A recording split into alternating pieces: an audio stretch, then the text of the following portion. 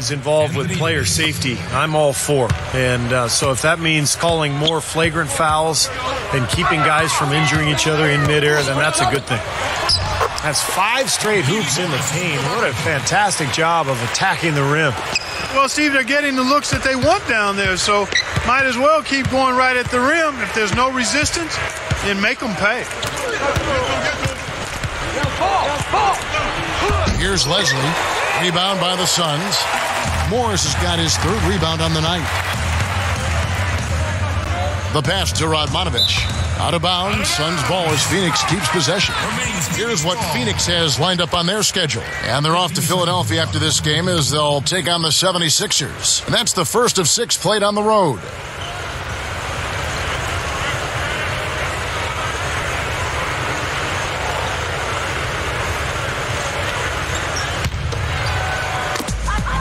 Marshall sets a screen for Johnson. Knocks it loose. No good. Excellent. Really solid job, actually, by the defense to get in his way as he was going up for that one. Leslie dishes to Davis. Outside Hardaway. Well, when you see a huge dunk like that, you start to think, what's the best dunk you've ever seen in person? I know for me, it was Tom Chambers dunking over the top of Mark Jackson way back in 1989, where he literally jumped off of his chest and elevated another foot or two. Just an amazing dunk. And here is Marshall. He goes up. Good on the shot. Marshall's got 4 this quarter. Nice soft touch to drop that one in. And here are the Hornets now.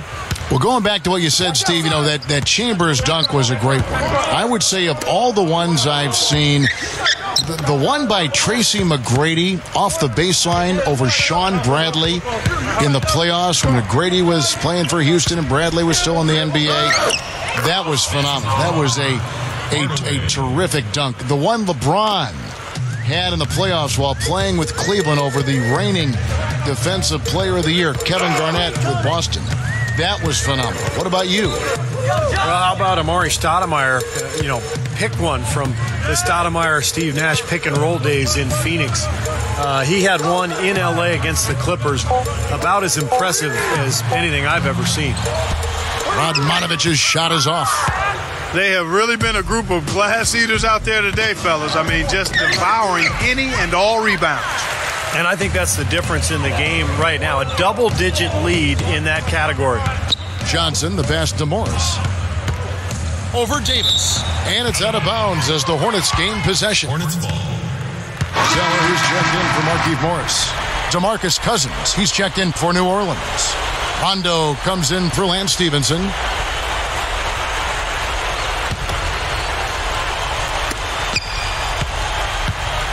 New Orleans gotten a lot of looks from outside tonight, 5 of 12. Rondo kicks to Davis. Back to Rondo. That's good. They're just getting better offensively as the game goes along, making good choices and getting high percentage shots. And they're playing hard and playing smart too, Steve. They've just been very, very good. Here's Johnson. He feeds it to Radmanovich. Dives for it, and the whistle blows on the backcourt violation. He went over and back. Trying to rally back into this game. That's a bad time to start making mistakes. Yeah, you play recklessly. That's what happens. New Orleans dictating the flow. After this one, they're off to Denver to take on the Nuggets. That is game 3 of this 4-game trip. A sweet finish there, showing you some major strength and the ability to sky. I rode that elevator right to the top floor. Explosive hops. I'll tell you what, he can really catch you off guard. So far, we've seen them be a bit careless with the ball. Guys, untidy. You've got to value the possession of the basketball. Yeah, I know you agree with that, Steve. Oh, totally. You got to play with control and composure, Kevin. The drive by Rondo. Dishes to Cousins. Wide open look. It is good. The assist from Rondo. Rondo's got his 4th assist in this one. And Marshall kicks to Radmanovich.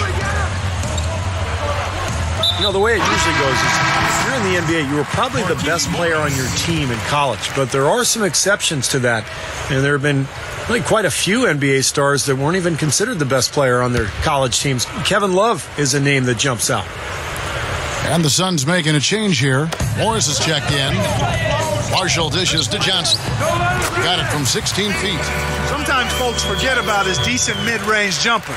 He can knock those down all game given a chance.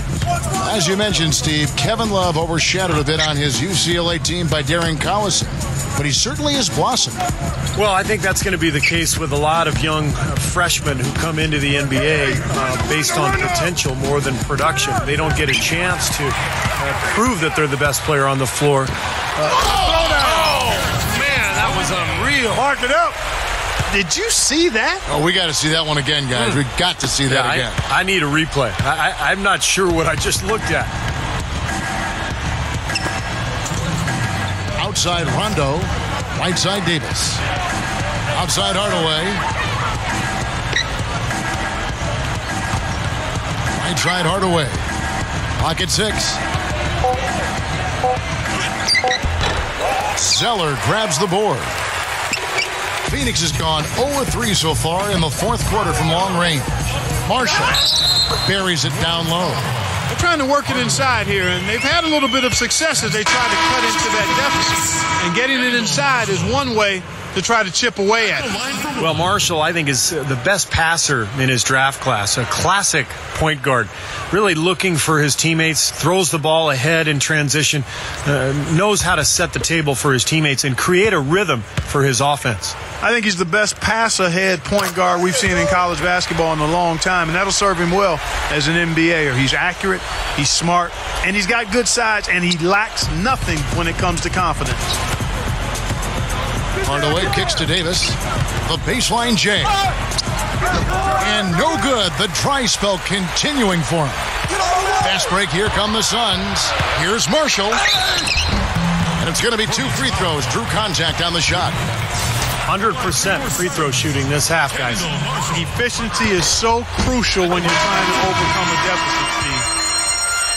You know, it's been a steady downward turn for the Suns in the past few years, Kevin. What once was a team built around speed and several stars is now a bit of a potpourri of talent. I mean, you have to think they're on the verge of trying to rebuild things there.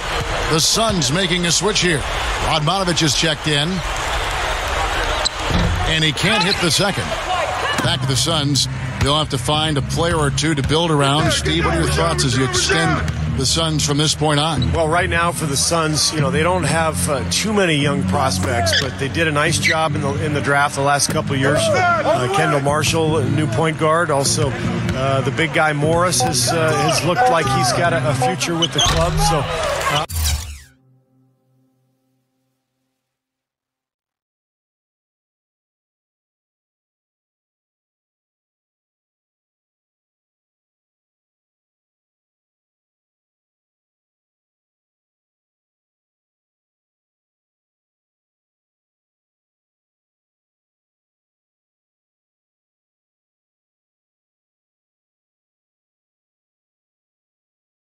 I think they're heading in the right direction at this point.